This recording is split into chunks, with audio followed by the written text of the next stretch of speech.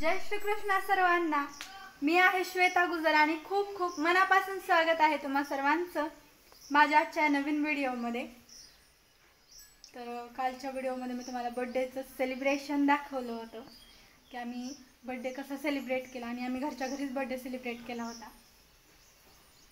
जास्त कोणाला बोलवलं नव्हतं, जेवढे घरचे होते तेवढ्यांसोबतच एन्जॉय केलं आणि बर्थडे सेलिब्रेट केला।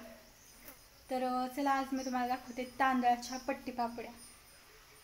माझी मम्मी पापड्या बनवण्यात खूप एक्सपर्ट आहे बघा, खूप छान पापड्या बनवते ती आणि तिने बनवलेल्या पापड्या इतक्या छान फुगतात ना। तुम्हाला पापड्या दाखवते मी। आणि आता मला टेरेसवर जावं लागणार आहे आणि सध्या ऊन पण नाही आहे जास्त, कारण आम्हाला उन्हाळा काम करायला थोडंसं लेट झाला। माझी आजी आली नव्हती लवकर इकडे, तिला गावी काम होतं थोडंसं म्हणून, आणि मम्मीला एकटीला पण सगळं होत नाही। तुम्हाला तर माहिती आहे माझ्या आजीला जास्त काही करता येत नाही, म्हणून मम्मीची मम्मी इथे आली उन्हाळा काम करू लागण्यासाठी। आणि ते आल्यापासूनच आम्ही कुरडया पापड्या खारोड्या वगैरे घालायला सुरुवात केली। आणि आता बघा ज्वारीच्या पापड्या पण झाल्यात आमच्या घालून, कुरवड्या झाल्यात, खारोड्या पण झाल्यात। आता राहिल्यात ते फक्त म्हणजे तांदळाच्या पापड्या आणि शेवया। शेवया करायच्यात का नाही ते काय मला माहीत नाही, पण सध्या आता तांदळाच्या पापड्या करायला सुरू आहेत कालपासून। काल पण पापड्या केल्या होत्या आणि काल पापड्या केल्या त्याची गंमत अशी झाली, ऊन पडलं नाही काल जास्त, त्यामुळे त्या पण पापड्या आज वाळवण्यात ठेवल्यात आणि आज बनवलेल्या पापड्या मी तुम्हाला आता दाखवते। तर चला जाऊयात आता टेरेसवर। तर बघा आता मी आलेली आहे टेरेसवर आणि इथे सुरू आहेत बघा तांदळाच्या पापड्या। मम्मी संध्या आणि आई तिघी मिळून तांदळाच्या पापड्या करतायत आणि संध्याला व्हिडिओमध्ये यायचं नाही म्हणून बघा कसं तोंड लपवते। ते पापड्या करायला सुरू आहेत, एवढ्या झाल्यात बघा। आणि पापड्या कशा झाल्यात हे मला कमेंटमध्ये कळवायला अजिबात विसरू नका। खूप सुंदर दिसत आहेत, पांढऱ्या शुभ्र। पीठ ठेवले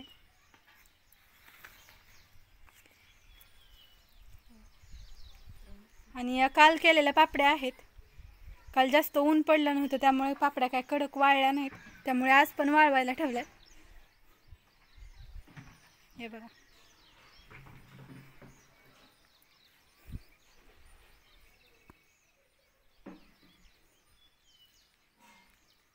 अशा दिसतात। आणि तुमचं उन्हाळा काम झालं की नाही हे पण मला कमेंटमध्ये कळवायला विसरू नका। तर बघा आता मी टेरेसवर आलेली आहे डायरेक्ट किचनमध्ये आणि भगवद्गीतेतलं जे तात्पर्य मी तुम्हाला कालच्या व्हिडिओमध्ये सांगितलं त्याचं पुढील तात्पर्य आजच्या व्हिडिओमध्ये आपण जाणून घेऊयात। आणि ते बघा देवपूजा वगैरे सगळं झाले आणि आज मला व्हिडिओ बनवायला थोडासा उशीर झाला, कारण सकाळी पण स्वयंपाकाची खूप जास्त गडबड होती। इडली वगैरे केले होते त्यामुळे जास्त वेळ लागतो स्वयंपाकाला, त्यामुळे मला आज व्हिडिओ बनवायला उशीर झाला। तर चला आता आपण भगवद्गीतेतील पुढील तात्पर्य जाणून घेऊयात।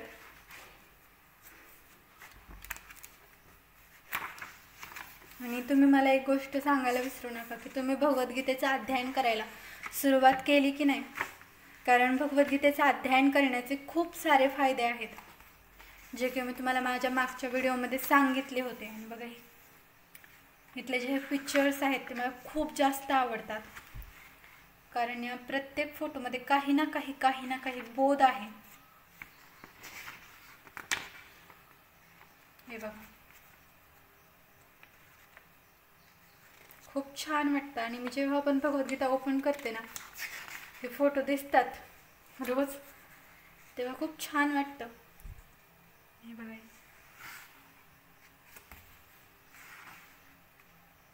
असे सगळे फोटो आहेत, प्रत्येक फोटोमध्ये काही ना काहीतरी बोध आहे, काही ना काही त्या फोटोमधनं संदेश देण्याचा प्रयत्न केलाय।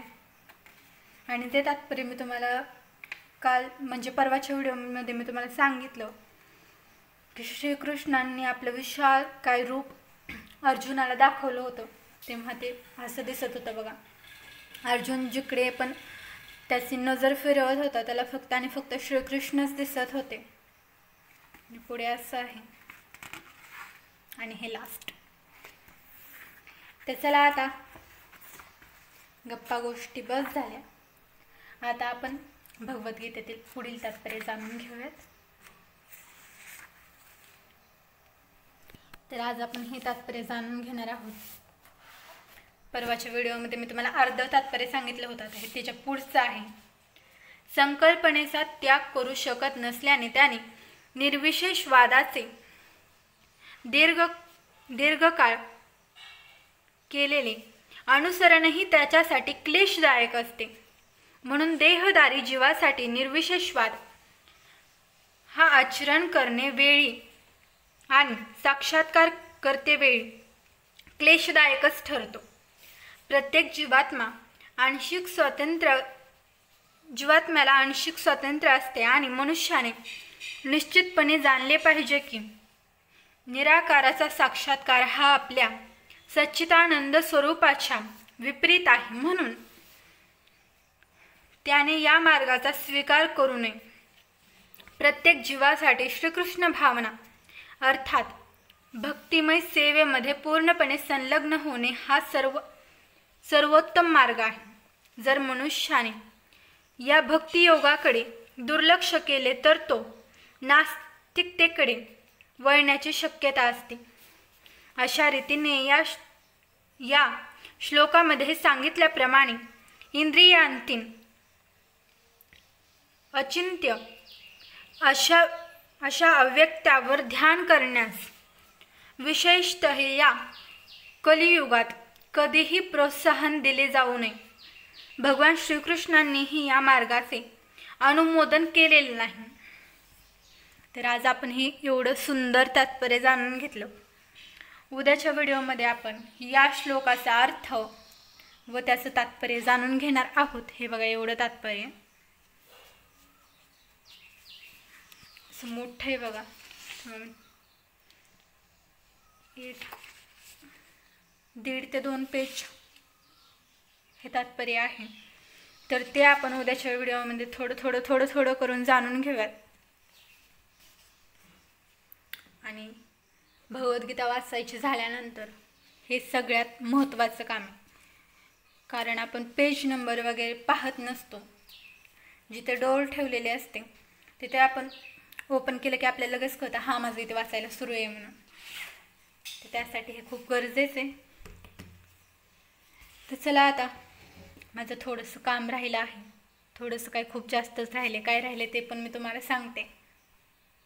आणि काल बघा मला खूप जास्त काम होतं. ते काम म्हणजे हे डब्बे वगैरे घासून घेणं.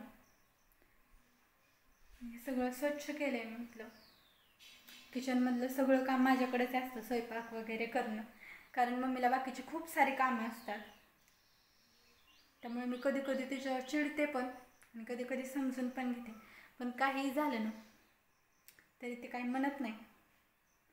कारण तिला पण माहिती आहे मी तिची मदत करते म्हणून. तर बघा हेच काम होतं का आणि आज काय काम आहे ते पण मी तुम्हाला सांगते. तर जसं की मी तुम्हाला मगाशी सांगितलं होतं की आज सकाळी इडली केली होती, इडली सांबार. मग बाकीचा स्वयंपाक करायचा राहिला आहे. कारण प्रत्येक वेळी एकच गोष्ट खायला आवडत नाही आणि आम्ही इडली नाश्त्यासाठी केली होती. तर दुपारी आता आणखी मला स्वयंपाक करावा लागणार आहे. तो म्हणजे पोळी भाजी काहीतरी बनवावं लागेल. आणि हेच काम आहे मला सध्या. सकाळी उशीर झाला व्हिडिओ बनवायला त्या गोष्टीमुळे. आणि आता मी व्हिडिओ लवकरात लवकर कट करते ते म्हणजे या गोष्टीमुळे. तर चला कसं तरी कामातनं वेळ काढून व्हिडिओ तर बनवावाच लागतो. कारण तुम्ही सगळे माझ्या व्हिडिओची खूप मनापासून वाट बघता हे मला माहिती आहे. तर वर पण काम सुरू आहे. मम्मीचं, आईचं, संध्याचं पापड्या बनवायला सुरू आहेत. आणि जर आता मी त्यांना म्हणलं की तुम्ही स्वयंपाक करा तर मला म्हणतात तू काय करणार. ही पण गोष्ट खरी आहे. तर चला आता मला काम आहे थोडंसं. तर आजच्या व्हिडिओमध्ये एवढंच. भेटूयात उद्याच्या व्हिडिओमध्ये. जर तुम्हाला आजचा व्हिडिओ आवडला असेल तर व्हिडिओला लाईक करा. चॅनलवर जर तुम्ही नवीन असाल तर चॅनलला सबस्क्राईब करायला अजिबात विसरू नका. सबस्क्राईब केल्याचे फायदे काय आहेत ते मी माझ्या प्रत्येक व्हिडिओमध्ये तुम्हाला सांगते. माझा व्हिडिओ तुमच्यापर्यंत लवकरात लवकर पोहोचावं म्हणून सबस्क्राईब करणं खूप महत्त्वाचं आहे. तर चला लवकरात लवकर सबस्क्राईब करून घ्या, मी सांगते म्हणून. तर चला आता भेटूयात उद्या. तोपर्यंत सर्वांना जय श्रीकृष्ण, जय श्रीराम.